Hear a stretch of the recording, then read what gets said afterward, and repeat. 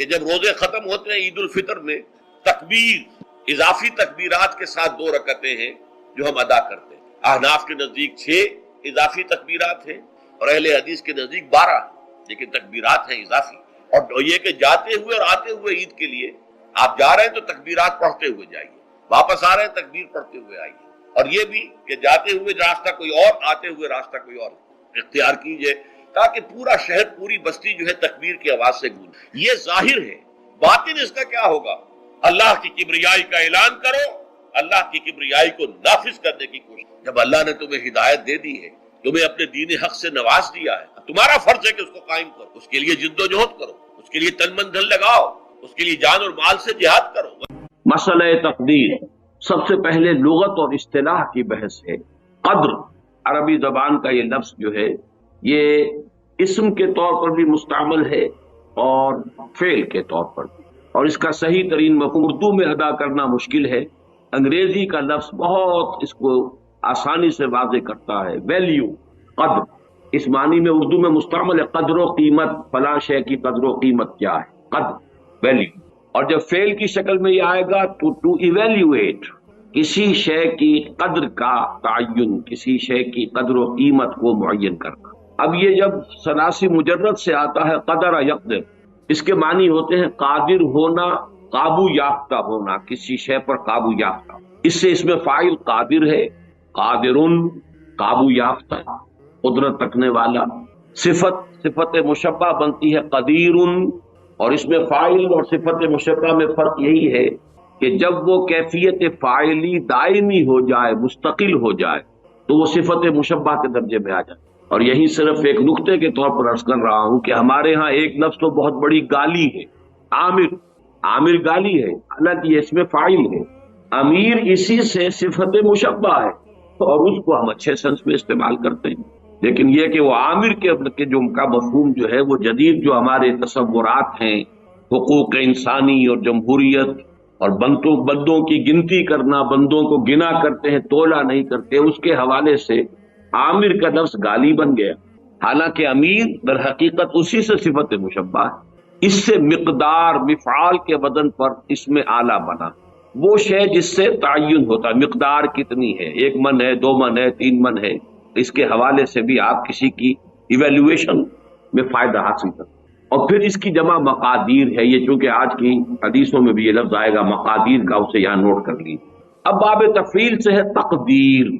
قدر یقدر تقدیرا، اس کے معنی ہے کسی شے کی مقادیر کی تعیین، مقداروں کا معین کر دینا، کسی شے کے لیے اندازہ معین کر دینا، اندازہ کرنا، یہ تقدیر ہے. چنانچہ آج میں نے جو 4 آیات ہیں ابتدائی، بلکہ میں نے ترتیب تو یہ رکھی تھی، 1 آیت سورہ تغابن کی، پھر 2 آیتیں سورہ حدید کی، اور پھر 4 آیتیں سورۃ الاعلیٰ کی. لیکن اب اس وقت بیان میں وہ جو تیسرے درجے میں، تیسرے نمبر پر بات آئی تھی، وہ پہلے آ رہی ہے.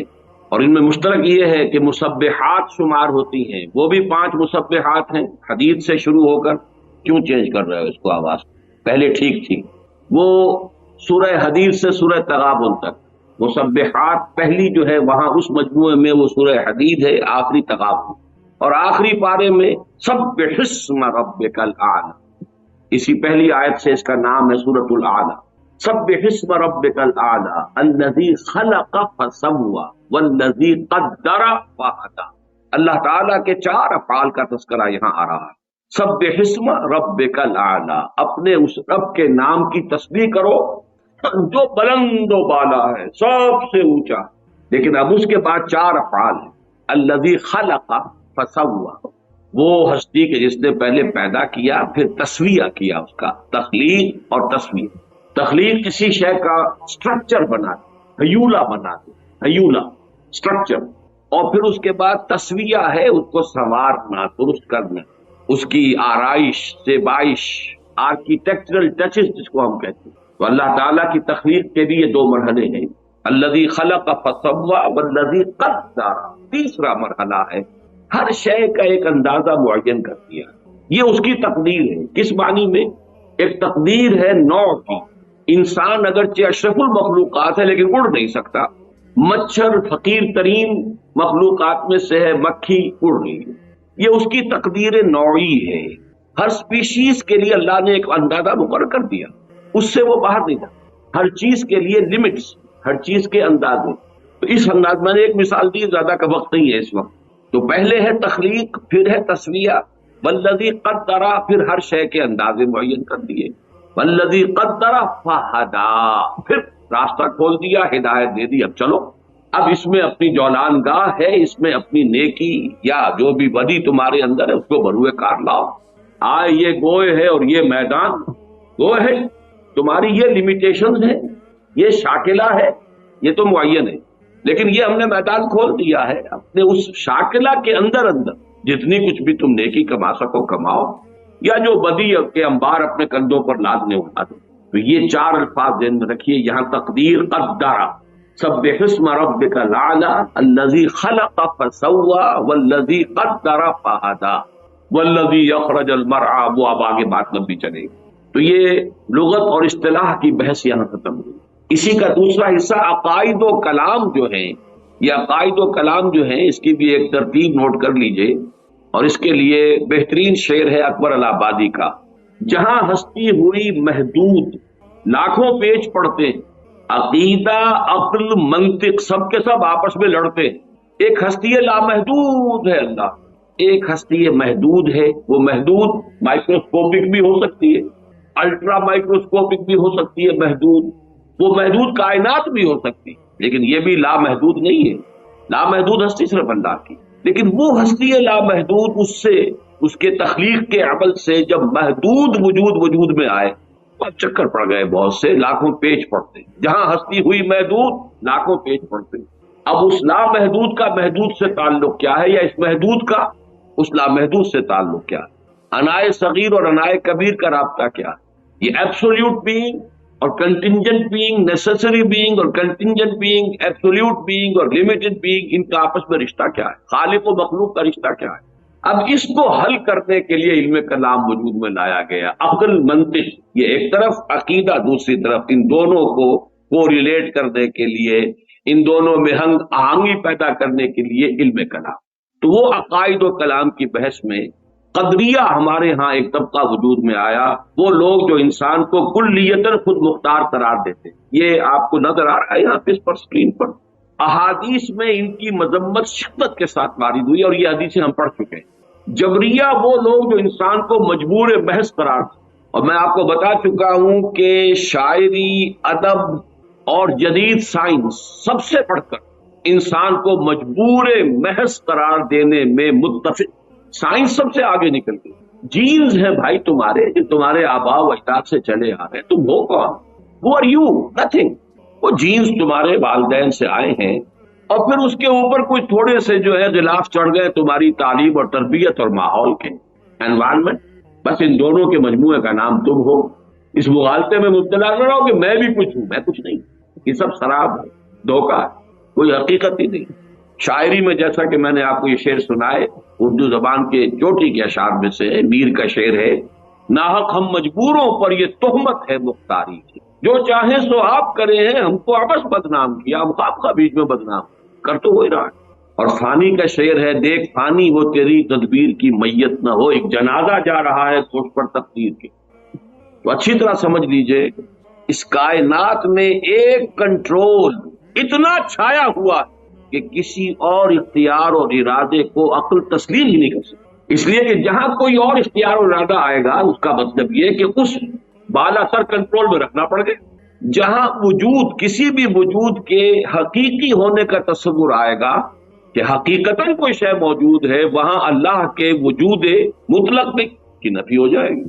وہی لاکھوں پیج پڑتے والی بات. بہرحال سائنس، ادب، فلسفہ یہ سب جبریت کی طرف لاتے ہیں. اور ہمارے جو کلامی نظریات تھے ان میں سے مرجیہ وہ ہیں کہ جنہیں بس یہ کہ کسی عذاب ثواب کا کوئی وہ نہیں ہے، کوئی عذاب کا کوئی سوال نہیں، امید ہی امید ہے. اس لیے کہ جب مجبور ہے تو سزا کائے کی دے گا؟ جو کچھ کر رہے ہیں ہم اس کے جبر کی وجہ سے کر رہے ہیں، سزا کا کوئی سوال. تو اگرچہ جبریہ کا لفظ جو ہے وہ نہیں آیا ہے، جیسا کہ وہ احادیث ہم پڑھ چکے ہیں، لیکن مرجیہ کا لفظ آیا، تو ان کی بھی مذمت، ان کی بھی نفی کی گئی ہے. اب ان دونوں کے بین بین اہل سنت کا معتدل موقف کیا ہے، یہ آج الفاظ میں معین یہاں آپ کے سامنے لکھا ہوا۔ انسان کو ارادے اور انتخاب کی آزادی حاصل ہے، یہ مذہب ہے جو آپ کو ایک ہستی اور شخصیت عطا کرتا کہ آپ بھی کچھ ہیں۔ سائنس نفی کرتی، وہ تو وہی لطیفہ وہ ملا نصر الدین کا کہ 200 سیر قیمہ لے کر آئے تھے کہ ذرا کباب بنانا، اہلیہ کو دیا، خود چلے گئے کہیں کام باہر، اہلیہ کے کہیں اپنے میں کیسے رشتے دار کو آ گئے، انہوں نے سب پکا پکو کے کھلا دیا۔ اب آئے ملا نصر الدین کہ بھائی وہ ذرا کباب بنا کے لاؤ، کہ وہ تو سب بلی کھا گئی، سارا کھا گئی، سب کھا گئی۔ بلی کو پکڑ کے تولا تو وہ بھی 2 سیر، کہ اگر یہ بلی ہے تو وہ کباب کہاں ہے، اور یہ اگر کباب ہے تو بلی کہاں ہے؟ اگر قدرت کاملہ محیطہ قاہر هو القاہر فوق عبادہ، صرف قادر نہیں قاہر، یہ بھی لفظ شاید گالی لگے آپ کو، معاذ اللہ، قل هو القادر فوق عبادہ، قل هو القاہر فوق عبادہ، وہ قادر ہی نہیں قاہر ہے۔ اللہ کی ہستی ہے قاہر، اس کے ساتھ کہاں رہ جائے گا ارادہ؟ تو واقعہ یہ ہے کہ مذہب اس بات کرتا نہیں تم ہو، تمہارا ایک وجود ہے، تمہارا ایک آزادی ہے، چوائس ہے، تمہارا اپنا انتخاب ہے، تمہارا اپنا اختیار ہے، کتنا ہی کم ہو ہے، اور اسی کی بنیاد پر وہ مکلف اور جواب دہ ہے، اٹس رسپانسبل اینڈ اکاؤنٹیبل۔ اگر آزادی نہ ہو تو اکاؤنٹیبلٹی کا سوال نہیں، رسپانسبلٹی کا سوال نہیں۔ لیکن ایک جانب اس کے کسی بھی ارادے کا پورا ہونا بالکل یا اللہ کے اذن اور اس کی توفیق و تیسیر پر منحصر ہے۔ ارادہ آپ نے کیا، اس کا پورا ہونا آپ کے اختیار نہیں ہے، ارادہ کر دینے کا اختیار آپ کو تھا۔ اب ظاہر بات ہے کہ اس میں نہ معلوم کتنے فیکٹرز ہوں گے، there's many a slip between the cup and the lip۔ ارادہ تو آپ نے کیا ہے، خارجی عوامل ہو سکتے ہیں، مادی عوامل ہو سکتے ہیں، کوئی شخص طاق میں بیٹھا ہوا ہے کہ آپ کا ارادہ پورا نہ ہونے دے، کوئی اور قوت ہے کہ جو رکاوٹ ڈال رہی ہے، اور سب سے اوپر یہ کہ اللہ کا اذن نہیں، اللہ کی تیسیر نہیں، اللہ کی توفیق نہیں، تو یہ وجود میں آ ہی نہیں سکتا۔ گویا انسان صرف کاسب اعمال ہے، خالق اعمال نہیں ہے۔ یہ الفاظ ہیں کہ جو اہل سنت کے اعتبار سے بہت اہم۔ کسب ہے کمائی، میں نے نیکی کا ارادہ کیا، بس میری کمائی۔ اب نیکی کا یہ ارادہ پورا ہو، یہ اللہ کے اذن پر، تیسیر پر، تائید پر، توفیق پر، حالات کی موافقت پر، عناصر کی موافقت پر، اور یہ عناصر یہ بھی اللہ کے قبضہ قدرت پر ہیں، دار و مدار اس پر۔ تو اعمال کا خلق ہونا، واللہ خلقکم وما تعملون، اللہ ہی نے تمہیں بھی پیدا کیا ہے، تمہارے اعمال کو بھی پیدا کیا۔ تم اپنے اعمال کے خالق نہیں، لیکن چونکہ اس میں ابتدائی ارادہ تمہارا تھا، ابتدائی جو ہے چوائس تمہارا تھا، کاسب ہو گئے، نیکی تم نے کما لی، یا بدی کا جو بھی ہے تمہارے اوپر وبال آ جائے۔ اور دوسری جانب انسان کے کسب کی جولان گاہ اس کی خلقت اور جبلت اور تعلیم و تربیت سے وجود میں آنے والے شاکلہ کے دائرے میں محدود ہے، یعنی آپ نے چوائس بھی کیا، اللہ کا اذن بھی آ گیا، اس سب کے باوجود اللہ نے آپ کے گرد جو ایک شاکلہ بنا رکھا ہے، آپ اس سے نہیں نکل سکے، وہ شاکلہ مستقل ہے۔ اور جیسا کہ پچھلی مرتبہ میں بیان کر چکا ہوں، یہ شاکلہ جبلت سے بنا ہے، یہ حدیث ہم پڑھ چکے۔ الناس معادن کمعادن الذهب والفضة، انسان بھی معدنیات کے مانند ہے، جیسے سونے کی معدنیات سونے کی اور ہے، صاف کریں گے سونا بنے گا، اور چاندی کی معدنیات ہے، کتنا ہی صاف کر لیں سونا تو نہیں بنے گا، چاندی بنے گی۔ اس اعتبار سے انسانوں کی بھی خلقت، یہ جس کو فارسی میں سرشت کہیں گے اور جدید سائیکالوجی کی اصطلاح میں جبلت کہیں گے، ما جبل علیہ، حدیث کے اندر بھی الفاظ دیا ہے ما جبل علیہ، اس پر جو ہے اس سے ایک شاکلہ وجود میں آ گیا ہے، اس کی بنا پر آپ جو محنت کریں گے اس کے نتائج نکل آئیں گے۔ لیکن اب اس کا ایک نتیجہ نکلتا ہے بہت اہم۔ ایک شخص نیکی کا ارادہ ہے، فرض کیجئے ٹنوں نیکی کما لی اس نے، ایک شخص نیکی کی ارادہ کر رہا ہے، شاید صرف 1 سیر نیکی کمائی ہے۔ ہماری نگاہ ظاہر بین میں وہ 1 سیر بے حقیقت ہے ٹنوں کے مقابلے میں، لیکن ہو سکتا ہے کہ جو شاکلہ تھا اس کے اعتبار سے یہ 1 سیر جو ہے وہ بھی بہت بڑی اچیومنٹ، اس کے اندر رکاوٹیں اتنی تھیں، اس کی جبلت کے اندر خامیاں اتنی تھیں، اس کی سرشت کے اندر رکاوٹیں اتنی تھیں، اسٹرگلنگ ہارڈ، تب کہیں جا کر وہ 1 سیر اس نے جو ہے وہ کمائی کی ہے نیکی کی۔ اور ایک وہ ہے کہ جس کی جبلت میں، جس کی سرشت میں، جس کی خلقت میں آسانیاں تھیں، موجود تھیں، وہ ٹنوں بھی لے گیا ہے، تو ہو سکتا ہے اللہ کی میزان میں وہ 1 سیر ٹنوں کے مقابلے میں زیادہ مستقل۔ یہ ہے نہایت پر امید بات۔ پہلا جو ہے وہ پر امید معاملہ کیا ہے کہ ہم ہیں، ہماری نفی نہیں ہے، میرا چوائس، میری مرضی، میری پسند، اس کو بھی عمل ہے۔ دوسرا، میری رسپانسبلٹی جو ہے اللہ کے ہاں وہ ان مقدار پر نہیں ہوگی، بلکہ میرے شاکلہ کے اعتبار سے مجھے ایسس کیا جائے۔ اس کو 5 مرتبہ، میں پچھلی مرتبہ وہ 5 آیات آپ کو سنا دی۔ لا یکلف اللہ نفسا الا وسعها، اللہ کسی جان کو اس کی وسعت سے زیادہ رسپانسبل، اکاؤنٹیبل نہیں ٹھہرائے۔ اور اللہ کا یہ بڑا، یوں سمجھیے کہ سپر کمپیوٹر جو ہے، وہ سپریم کمپیوٹر اللہ کا، اس کا ہم تصور نہیں کر سکتے۔ ہر انسان کا شاکلہ، اس میں کیا تھا، گیون کیا تھا، جینز کیا تھے، ماحول کے کیا اثرات ہوئے، اس سے شاکلہ کیا بنا، اب اس میں اس نے کیا کمائی۔ جیسے غزوہ تبوک کا وہ واقعہ ہے کہ بیچارے غریب مزدور انصاری صحابی نے وہ کچھ تھوڑی سی کھجوریں پیش کی لا کر چندے میں، ساری رات محنت کی کسی یہودی کے باغ میں، وہاں محنت کر کے آبیاری کی، باغ کی، اور جو صبح کو کھجوریں ملی کچھ، اس میں سے آدھی گھر والوں کو دے دی، یہ دن بھر کا راشن ہے، آدھی لا کر حضور کی خدمت میں پیش کر دی۔ اب وہاں جو ایک بہت بڑا لگا ہوا تھا ایک انبار، ہر طرح کا ساز و سامان آ رہا ہے۔ حضور نے کہا، حالانکہ منافقین نے استہزاء کیا، جی جی جی ان کھجوروں کے بغیر تو یہ مہم سر ہو ہی نہیں سکتی جی، کیا کہنے، ان کا جو ہے وہ زہر خند جس کو ہم کہتے ہیں، اور ان کا استہزاء کا انداز تھا۔ لیکن حضور نے فرمایا، ان کھجوروں کو اس پورے ڈھیر کے اوپر پھیلا دو، اللہ کی میزان میں یہ کھجوریں اس پورے ڈھیر پر بھاری۔ لا یکلف اللہ نفسا الا وسعها۔ آخری بات جو اس ایک شیٹ میں آئی ہے، ایمان بالقدر، جو ایمان کا جزو لازم ہے، یہ ہم پچھلی مرتبہ پڑھ چکے ہیں، آج میں صرف اس کا ٹائٹل آپ کو دکھا دوں گا۔ اللہ تعالیٰ کی 2 عظیم صفات، وہ عظیم صفات کیا ہے کہ وہ علی کل شیء قدیر، اور اس میں آج میں ایک اضافہ کر کے لایا ہوں، هو القاہر فوق عبادہ، وہ اپنے بندوں کے اوپر پوری طرح مسلط۔ قاہر کا ترجمہ کیا کریں، قہر، قہر، چھل۔ یہ نہ سمجھو کہ بگٹڑ چھوڑ دیا ہے تم، معاذ اللہ، آزادی ضرور دی ہے لیکن you are with in his control. اللہ تعالیٰ کی 2 عظیم صفات، علی کل شیء قدیر اور بکل شیء علیم، کے لوازم و متضمنات کی تصدیق و توثیق ہونے کے اعتبار سے ایمان باللہ کا لب لباب ہے۔ اب اس پر دوسری شیٹ لے آؤ بھائی، اس کا جو ٹائٹل ہے صرف دیکھ لیجئے، جو ہم پڑھ چکے ہیں، حدیثیں جو اس میں ہیں یہ ہم پڑھ چکے ہیں۔ ایمان بالقدر، ایمان کا جزو لا ینفع، اور اس میں حدیث جبرائیل میں نے یہاں کوٹ کی ہوئی ہے جو ام السنہ ہے، وَأَن تُؤْمِنَ بِالْقَدْرِ خَيْرِهِ وَشَرِّهِ، اور یہاں نوٹ کیجئے، یہاں تومنہ کا لفظ حدیث میں اس ڈیفینیشن میں دوسری مرتبہ اسی کے ساتھ آیا، ان تؤمن باللہ وملائکتہ وکتبہ ورسلہ وتؤمن بالقدر خیرہ وشرہ۔ تومنہ کی تکرار، اس کی اہمیت کو ظاہر، اس کے خیر پر بھی اس کے شر۔ تو پہلی بات تو یہ نوٹ کیجئے، یہ ایمان کا جزو لازم، خیرہ وشرہ من اللہ تعالی۔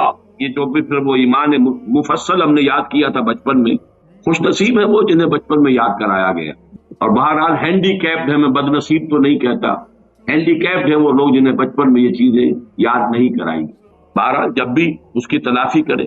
واہ، آمنت باللہ وملائکتہ وکتبہ ورسلہ والیوم الآخر والقدر خیرہ وشرہ من اللہ تعالی والبعث بعد الموت۔ لیکن اس پر بحث و تمہیز کی اجازت نہیں ہے، مسئلہ اتنا الجھا ہوا ہے، اتنا ہی الجھا ہوا جتنا کہ وجود کا مسئلہ، وحدت الوجود اور وحدت الشہود، اور یہ مسئلہ لا ینحل، اس لیے کہ ایک وجود مطلق ہے، ایک وجود لامحدود ہے، ایک وجود محدود ہے، ایک حادث ہے، ایک ازلی ہے، ابدی ہے، دائم ہے، قائم ہے، ایک حادث ہے اور فانی ہے۔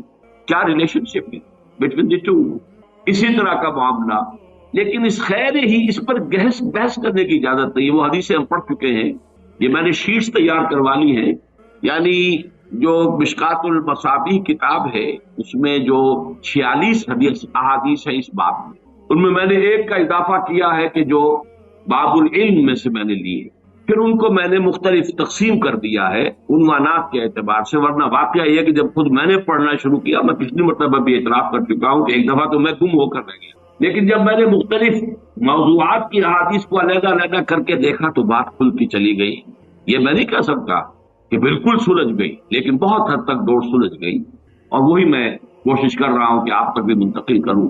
تو ایمان بالقدر ایمان کا جزو لا ينفك ہے، وَأَن تُؤْمِنَ بِالْقَدْرِ خَيْرِهِ وَشَرِّهِ، یہ حدیث جبرائیل کے الفاظ ہیں، رواہ مسلم عن عمر بن الخطاب رضی اللہ عنہ۔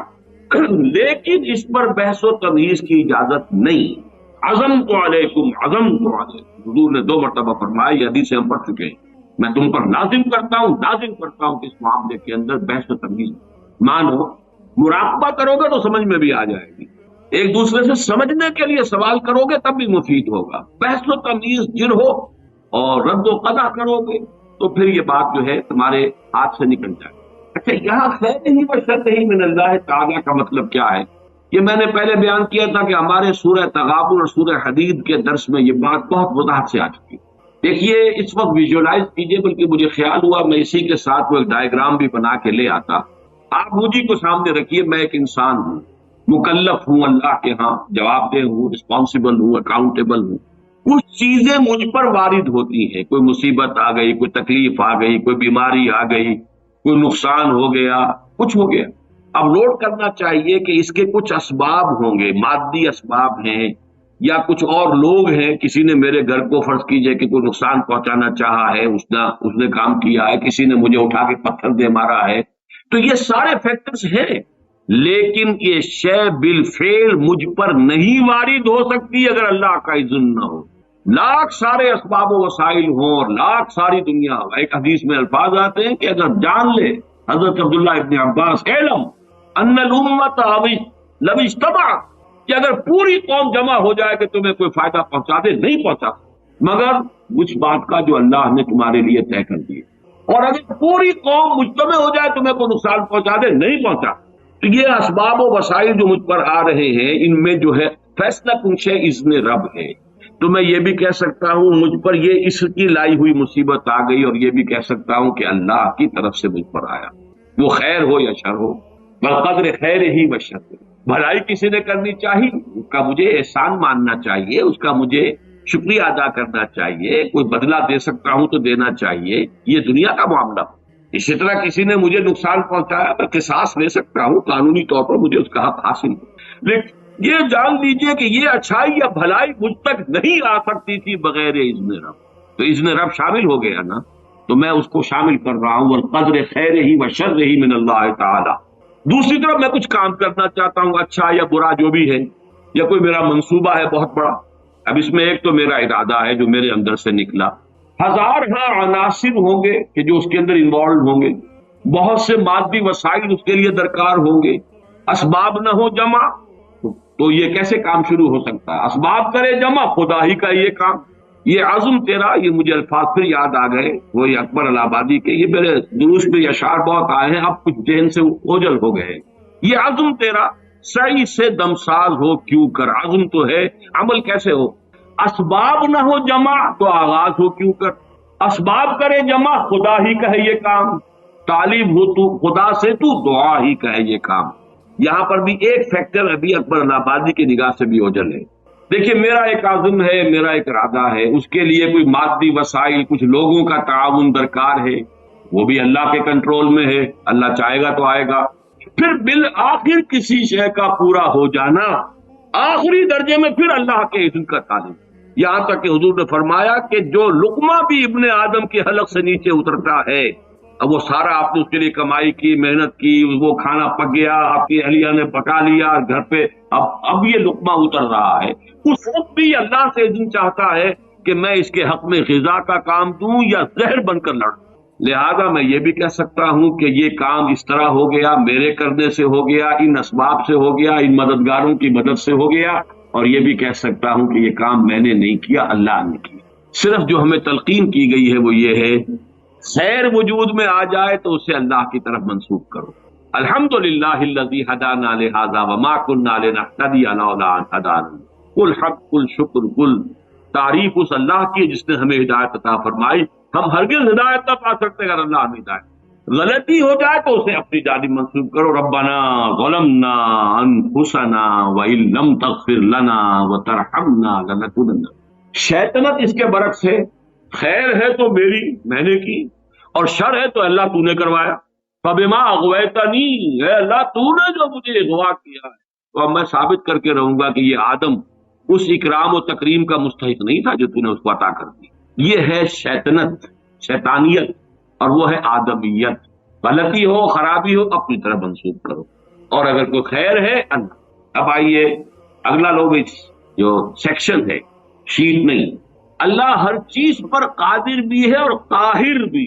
یہ میں نے الفاظ آپ کو کہا تھا کہ آج میں یہ ایڈ کر کے لایا ہوں تاکہ بات اب کھل جائے، آج کوئی پہلو جو ہے میرے امکانی حد تک اس میں جو ہے مشتبہ اور خفی نہ رہ جائے۔ ہوا علی کل شیء قدیر، یہ تو بے شمار آیات مرتبہ آیا ہے۔ وہو القاہر فوق عبادہ، یہ بھی دو مرتبہ۔ لہٰذا انسان کو جو قدرت بھی حاصل ہے وہ محدود بھی ہے اور مستعار بھی ہے، یہ دونوں الفاظ نوٹ کیجئے۔ اب یہ جو شرک کی بحث ہوتی ہے ہمارے ہاں اور اقسام شرک، اللہ کا وجود ذاتی ہے، لامحدود ہے، قدیم ہے۔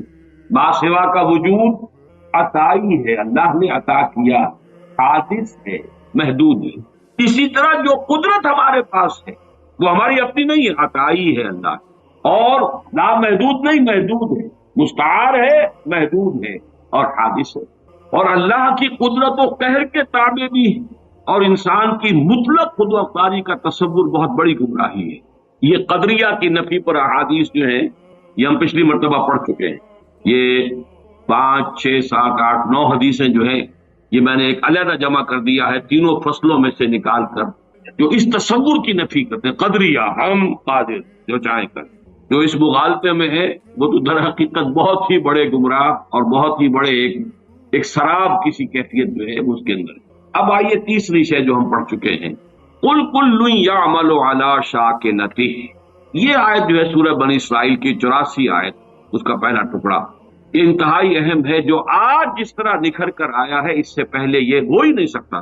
شاکلہ، پیٹرن، آپ نے کوئی چیز ڈھالنی ہے کسی فولاد کی، کسی اور چیز کی، تو اس کے لیے لکڑی کا پہلے، جسے ہمارے مستری لوگ پاٹن کہتے ہیں، پاٹن بنا لو پہلے، تو پیٹرن بنتا ہے، تاکہ آپ نے لوہے کو پگھلایا، تانبے کو پگھلا کے اس میں ڈالیں گے تو اسی کے مطابق اس کی شکل ہو جائے گی۔ شاکل، شکل دینے والا، تو اس کو جو فارم دینے والی شے ہے وہ اس کا فرما، جس کو ہم کہہ دیتے ہیں، وہ فارم ہے نا، فرما، یہ فرما ہے جو اس کو فارم عطا کرے گا، یا یہ کہ یہ پاٹرن ہے، پیٹرن ہے، اس کے اندر ڈھلے گی جو شے اسی کے مطابق ہو جائے، وہ ہے شاکل۔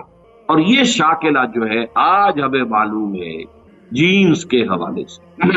ابھی حال ہی میں چند روز پہلے کلوننگ کے موضوع پر ایک مذاکرہ سا ہوا تھا پنجاب یونیورسٹی میں، اور میں اس میں سامع کی حیثیت سے گیا تھا، اور مجھے اس سے فائدہ بھی ہوا، اور احساس ہوا یہ کہ جو میں نے بارہا یہ بات کہی ہے کہ اللہ تعالیٰ نے جو، حالانکہ مجھے پریکٹس نہیں کرنی تھی اور میڈیکل پروفیشن کو اس طرح اس کے علم میں تو تھا کہ مجھے پرسو کرنا ہی نہیں ہے، پھر بھی مجھے اس طرح سے کیوں گزارا؟ اگر میں اس میں سے نہ گزرا ہوتا تو یہ ساری بحثیں میرے سر کے اوپر سے گزر جاتی، میں ان کو بالکل سمجھ نہ سکتا۔ لیکن چونکہ وہ بایولوجی اور اناٹومی اور فزیولوجی اور ایمبریولوجی اور یہ چیزیں پڑھی ہیں، سیل سٹرکچر پڑھا تھا، تو وہ چیز سمجھ میں آتی۔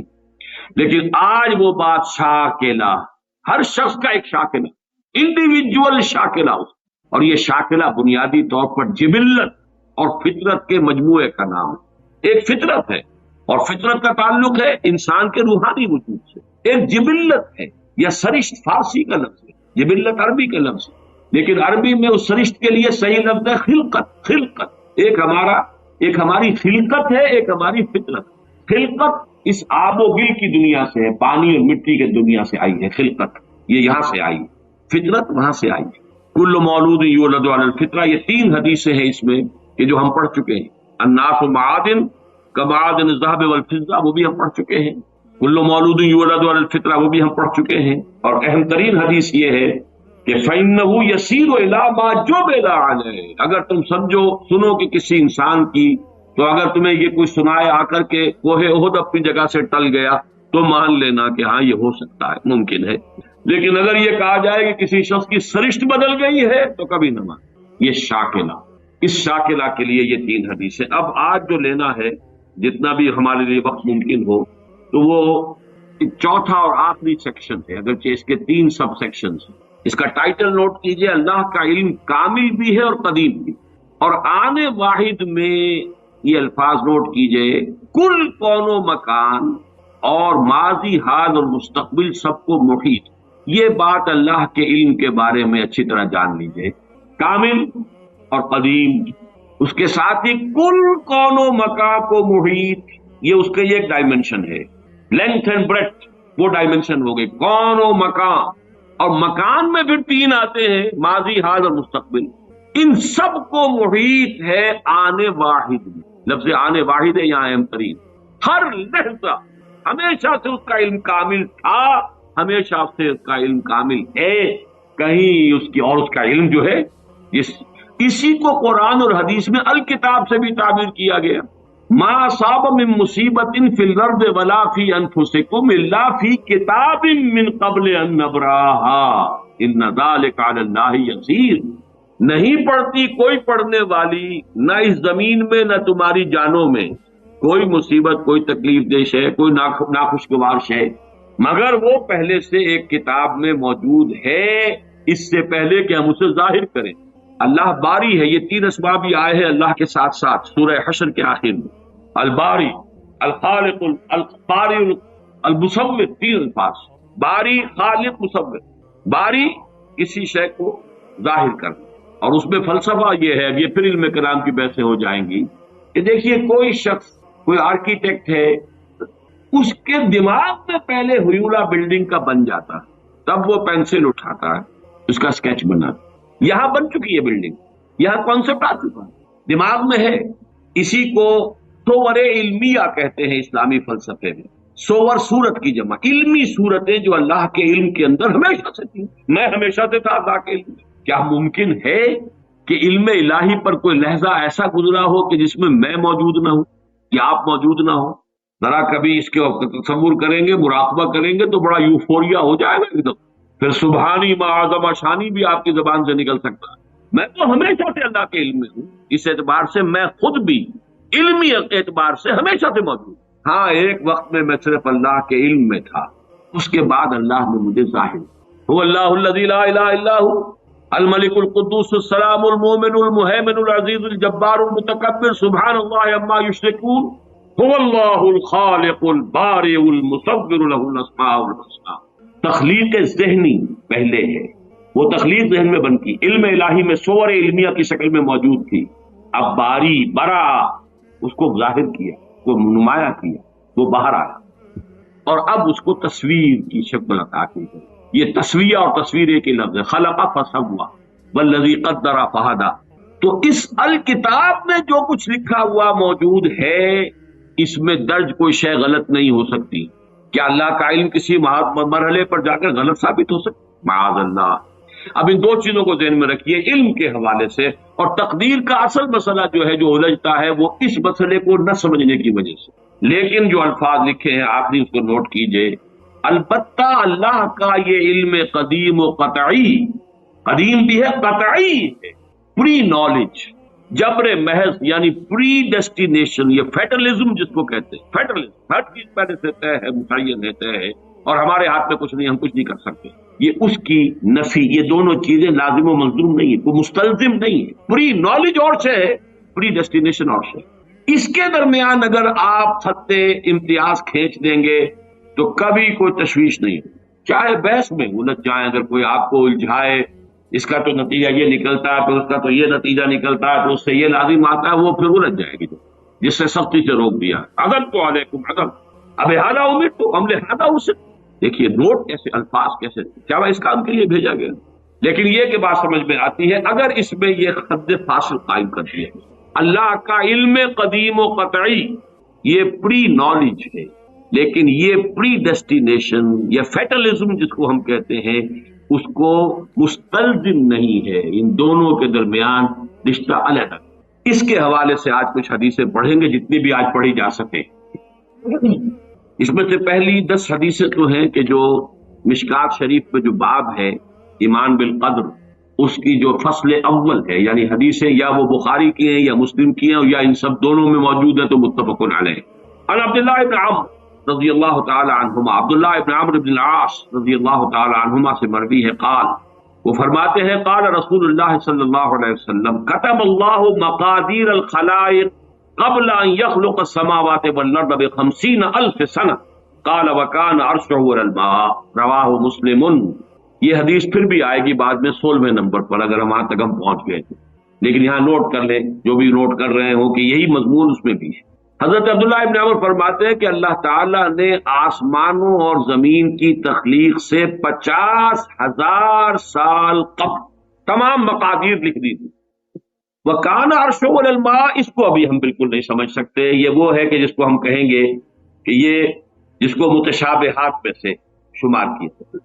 لیکن دیکھیے یہاں جو بات سمجھنے کی ہے موجودہ سائنس کے اعتبار سے، سائنس جہاں تک ہمیں آج لے کر گئی ہے وہ بگ بینگ، وہ سمجھتے ہیں بس that is the beginning of the creation. That is wrong. That is the second beginning of the second phase of the creation. The material world started with the big bang. اس سے پہلے spiritual world, عالم ارواح، عالم امر کہیں، عالم ارواح کہیں، جو کل کا کل نورانی تھا. ارواح انسانیت، ارواح ملائکہ، ملائکہ تو خود ہے ہی مجسم ارواح، یہ موجود اور وہ نورانی ہے. اس کے بعد بگ بینگ کا مرحلہ آیا، اس کے بعد میٹیریل ورلڈ، سماوات والارض جس کو قرآن کہتا ہے وہ ورلڈ آف میٹر. تو ورلڈ آف میٹر کی کریشن کے آغاز سے 50,000 سال قبل اس میٹر ورلڈ آف میٹر کی ساری میٹیریلز اور اس کی کوانٹیٹیز اللہ نے معین کر دی. یہ بات بالکل واضح ہے.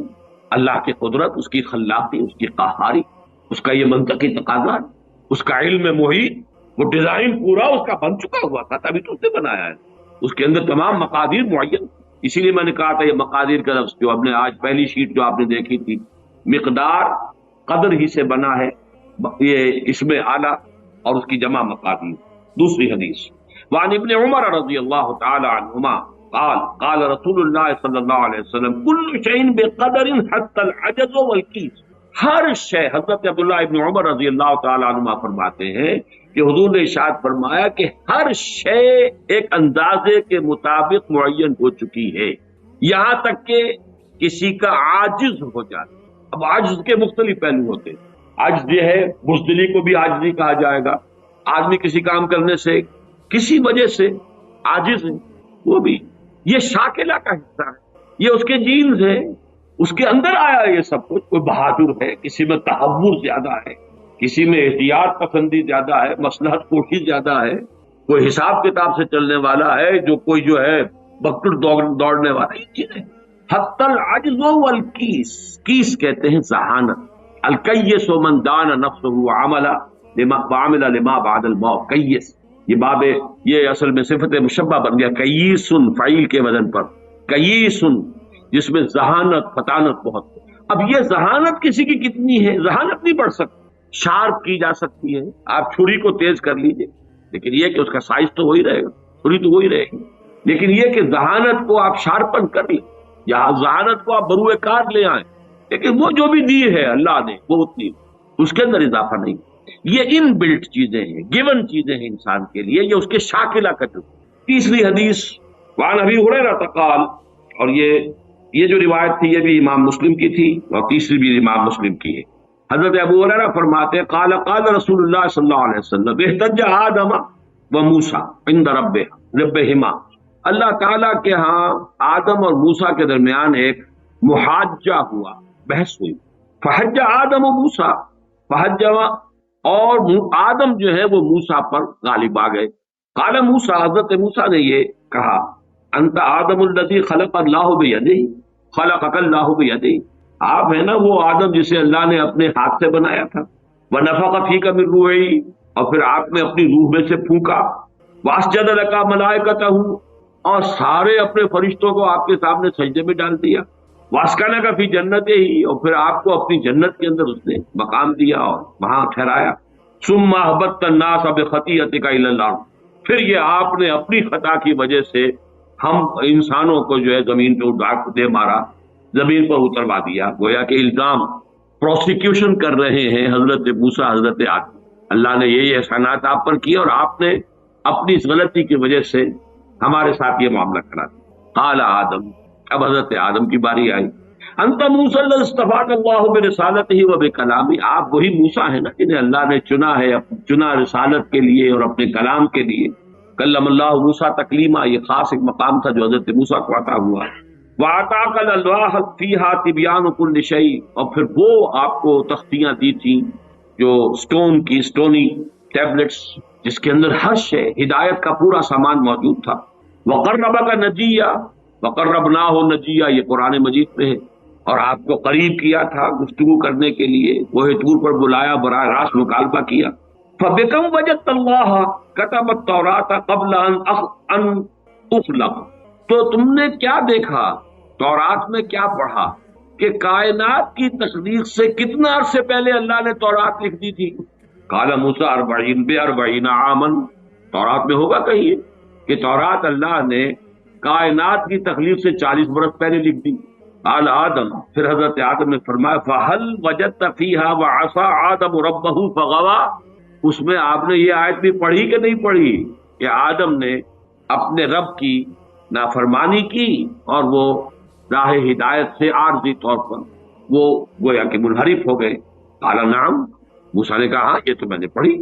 قال فتلومنی علی ما عملت عملا كتبه الله ولا ان اعمله قبل ان يخلقني ب40 سنة، تو اب کیا آپ مجھ پر الزام لگا رہے ہیں اس چیز کے لیے کہ جو اللہ نے لکھ دی تھی میری تخلیق سے بھی 40 برس قبل؟ اخلقہ ہے یہاں پر، اخلقہ جبکہ میں پیدا کیا جاؤں۔ قال رسول اللہ صلی اللہ علیہ وسلم حج آدم موسیٰ، حضرت حضور نے فرمایا کہ موسیٰ حضرت آدم جو ہے وہ بازی لے گئے حضرت موسیٰ پر۔ اب یہاں پہ جو لفظ میں چاہتا ہوں خاص طور پر نوٹ کر لیں، اس حدیث میں کئی سوالات اٹھ کھڑے ہوتے ہیں ذہنوں، وہ لفظ کتاب، کتب، یہ کتاب ہے اللہ کا وہ علم قدیم، اس کو اسی کے حوالے سے اسی دروازے سے اس حدیث میں داخل ہوں گے تو کوئی اشکال نہیں، اور اگر ادھر ادھر کہیں بھٹک جائیں گے تو پھر یہ کہ اس سے نکلنا نصیب نہیں ہو، لیکن یہ اللہ کا وہ علم قدیم ہے جو غلط نہیں۔ 34 حدیث، اچھا یہ بڑی اہم ہے اور یہ 40 نووی میں بھی ہے، اور اس میں وہ بات واضح ہو جائے گی کہ فطرت کی جڑ کیا ہے اور خلقت کی جڑ کیا ہے۔ وعن ابن مسعود رضی اللہ تعالی عنہ، حضرت عبداللہ بن مسعود سے مروی ہے، قال حدثنا رسول اللہ صلی اللہ علیہ وسلم وهو الصادق المصدوق، وہ فرماتے ہیں کہ ہمیں بتایا اللہ کے رسول صلی اللہ علیہ وسلم نے، اور نوٹ کرو وہ صادق ہیں مصدوق ہیں، صادق ہیں سچے ہیں، مصدوق ہیں کہ ان کی سچائی پر خود اللہ گواہ۔ اچھا یہ کیوں کہنے کی ضرورت پیش آئی؟ کسی عام طور پہ شک میرے علم میں تو نہیں کہ کسی اور حدیث سے پہلے یہ الفاظ ہوں، اس لیے کہ اس میں جو امور آ رہے ہیں وہ عام ذہن انسانی اس کو ذرا قبول کرنے سے تھوڑا سا ہچکچاتا ہے، رکتا ہے، تو اس لیے ایمفیسائز کیا وہ صادق المصدوق۔ وہ کیا بتایا حضور نے؟ انا خلق احدکم یجمع فی بطن امہ 40 یوما، تم میں سے ہر شخص کی خلقت اس کے ماں کے پیٹ میں 40 دن ہوتی ہے نطفتن، 40 یوما نطفتن، وَيَكُونُ عَلَقَةً مِثْلَ ذَلِكَ، اسی طریقے سے پھر وہ علقہ کی صورت میں ہوتی ہے، ثُمَّ يَكُونُ مُضْغَةً مِثْلَ ذَلِكَ، پھر اتنا ہی عرصہ اس کا مضغہ کی ایک سٹیج ہے، ثُمَّ يَبْعَثُ اللَّهُ إِلَيْهِ مَلَكًا بِأَرْبَعِ كَلِمَاتٍ، پھر اس کو اللہ تعالیٰ اس کے پاس بھیجتا ہے، یعنی یہ 120 دن 4 مہینے، اس کے بعد نفخ روح ہوتی ہے، اور اس نفخ روح کے ساتھ ہی وہ جو علم الہی کی کتاب قدیم ہے اس میں جو اس شخص کا کھاتا ہے پرٹیکولر، اس کا پرسنل لیجر جو ہے وہ اس کی پوری کاپی جو ہے وہ وہاں پر درج کر دی جاتی ہے، تو اللہ تعالیٰ بھیجتا ہے۔ یا یہیں سے بعض فقہا نے یہ مسئلہ نکالا ہے کہ 120 دن تک 4 مہینے تک جو جنین ہوتا ہے رحم مادر میں اس پر انسان کا اطلاق نہیں ہو سکتا، وہ حیوان انسان تو ہے صرف، ابھی انسان نہیں ہے، انسان اس وقت مکمل ہوگا جب روح پھونکی جائے گی، اور وہ 120 دن کے بعد۔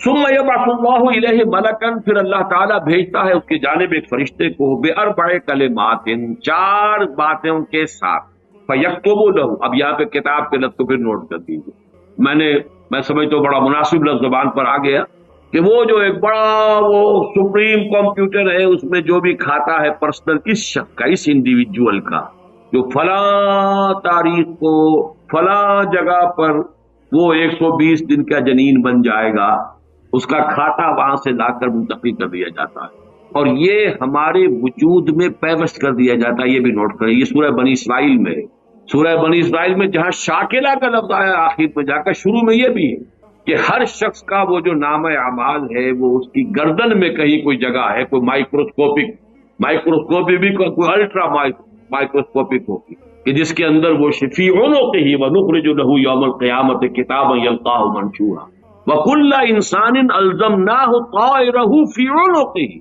व नुखरिजु लहू यौमल क़ियामत किताबन यल्क़ाहु मंशूरा। तो ये कहीं वो है खाता, जैसे कि दिल में रूह है जिसे हम नहीं जानते, वो हमारे डिसेक्शन में, हमारे मुताले में, हमारे जो हवा से मादी है उनके गिरफ्त में नहीं आती है। इसी तरीके से गर्दन में कहीं इंसान के कोई शय है कि जहां पर के वो हमारा वो खाता जो है उस मुकम्मल किताब इलाही, वो जो उसका इल्म इलाही जो कदीम है और कतई है, उससे उसकी पर्सनल जो है वो खाता वो आके यहाँ पे तस्कीर बिअर्बअ कलिमातिन फयक्तुबु अमलहु, ये भी लिख देता है इसका अमल क्या होगा। ये वही इल्म, अल्लाह का इल्म, ये क्या करेगा। वाजलहु, और उसकी मुद्दत दुनिया में कितनी है वो भी तय हो जाए। यहाँ रहना कितना है, 60 बरस या 60 दिन या 60 घंटे, ये सब तय हो। वरिज़्क़हु, मिलना इसे क्या है। वशक़ियुन और सईदुन, ये भी कि बिल आखिर ये शकी रहेगा या सईद रहेगा। शकी बदबख्त नतीजे के एतबार से, या ये कि सईद होगा, साहिब सआदत कामयाब। सुम्मा यनफ़ुख़ु फ़ीहि रूह, अच्छा नोट कीजिए, ये जो उसका पर्सनल लेजर जो है, उसकी कॉपी जो उसके अंदर लट्ठी कर दी गई है, चिपका दी गई है, कहीं इंसर्ट कर दी गई है, ये नफ़ख़े रूह से पहले। सुम्मा यनफ़ुख़ु फ़ीहि, वो फरिश्ता इसलिए कि उसका सारा ताल्लुक जो है इस बॉडी से, इसकी ये सारी जो भी शाकिला है वो उस बॉडी से होता है। रूह फितरत है, वो बाद में आ रही, वो तो बाद में उसको दी जा रही, उसकी वो आजाद शख्सियत, आजाद चॉइस, वो उस फितरत की बिना पर। सुम्मा यनफ़ुख़ु फ़ीहि रूह, फिर वो फरिश्ता उसमें रूह फूंक देता है। फ़वल्लज़ी ला इलाहा ग़ैरहु, तो उस अल्लाह की कसम, उस हस्ती की कसम जिसके सिवा कोई इलाह नहीं। इन्न अहदकुम लयामलु बिअमलि अहलिल जन्नति हत्ता मा यकूनु बैनहु व बैनहा इल्ला ज़रा, तुम में से कोई शख्स अहले जन्नत के से अमल करता रहता है यहां तक कि, अब यहां मैं एक अल्फाज का इजाफा कर रहा हूं बात की वजाहत के लिए, को ब्रैकेट में समझिए, बज़ाहिर देखने वालों के नजदीक उसके और जन्नत के दरमियान बस एक हाथ का फासला रह जाता। फयस्बिक़ु अलैहिल किताब, कि उस पर फिर वो जो नविश्ता था उसमें तो लिखा था शकी, फिर अचानक उसकी जिंदगी में इनकलाब आता है और उसके ऊपर वो नविश्ता जो है अल्लाह का इल्म इलाही का जो गलत नहीं हो सकता उसका ज़हूर होता है। फयामलु बिअमलि अहलिन नार फयदखुला, फिर वो जहन्नमियों के से काम करने शुरू कर देता है और उसमें दाखिल हो जाता। अभी मेरा ख्याल है कि 1.5 साल या 2 साल हो गए हैं, हमारी जो तंजीम इस्लामी आज़ाद कश्मीर को हमने एक अलहदा हल्का ऑटोनॉमस बनाया है, उसके जो अमीर हैं सैयद मुजफ्फर हुसैन नदवी, बहुत बड़ी बुजुर्ग शख्सियत है, बड़ी इल्मी शख्सियत है। उन्होंने वहां की एक बड़ी सियासी शख्सियत से ये बात कही। उन्होंने मुझे खुद बताया कि कुछ लोग तो होते हैं कि जिनकी जवानी और उसके बाद के दिन बड़े बुरे गुजरते हैं आवारगी में, फिर रफ्ता रफ्ता बुढ़ापे के आसपास आके फिर वो कुछ नेकी की तरफ माइल तौबा तिल्ला करके फिर वो अच्छे रास्ते पे आ जाते हैं। कुछ लोग उल्टे होते हैं कि वो पहले बड़े नेक, बहुत साले, बहुत अच्छे, बहुत मोहतात, बहुत मुत्तकी, लेकिन ये कि आखिरी उम्र में आके तो उनका हाल जो है बदल जाता है और फिर वो बिल्कुल मुख्तलिफ शख्स बन जाते हैं। और इन दूसरों में से आप भी एक हैं। और ये एक बहुत बड़ी शख्सियत आजाद कश्मीर की, जिनसे ये कहा सैयद मुजफ्फर हुसैन नदवी, इसलिए कि वहां उनका एक बड़ा ऊंचा मकाम है। वो तालीमात दीनी का जो पूरा महकमा है उसके भी इंचार्ज रहे हैं और भी नदवे के फारिग तहसील हैं। मौलाना अली मियाँ और मौलाना मसूद आलम नदवी मरहूम, इन दोनों के निहायत चहीते शागिर्द। बहरहाल ये उसी तरह का फिनोमेनन है जो इस हदीस में आ रहा है। व इन्ना अहदकुम लयामलु बिअमलि अहलिन नार, और तुम में से किसी शख्स का मामला ये भी हो सकता है कि वो अमल करता है और करता रहता है जहन्नमियों के से, हत्ता मा यकून बैनहु व बैनहा इल्ला ज़िरा, यहां तक कि उसके और जहन्नम के दरमियान देखने वालों को नजर ये आ रहा है कि ये तो अब पांव लटकाए बैठा है गोर में और अभी तक इसके लक्षण बदले नहीं है। फयस्बिक़ु अलैहिल किताब, लेकिन वो नविश्ता अल्लाह का, वो जो एक इल्म खुदाबंदी के एतबार से वो तो शकी था या सईद था। फयामलु बिअमलि अहलिल जन्नत फयदखुलुहा, तो वो अब अहले जन्नत के से काम करता है और जन्नत में दाखिल।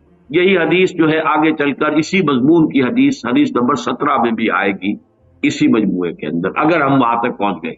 अब ये हदीस जो है इस एतबार से मुत्तफकुन अलैह, पहली हदीस आई है मुत्तफकुन अलैह इस बाब में, پہلی 3 حدیثیں جو ہے وہ 3 پڑھی ہیں، کتنی پڑھی ہم نے پہلے؟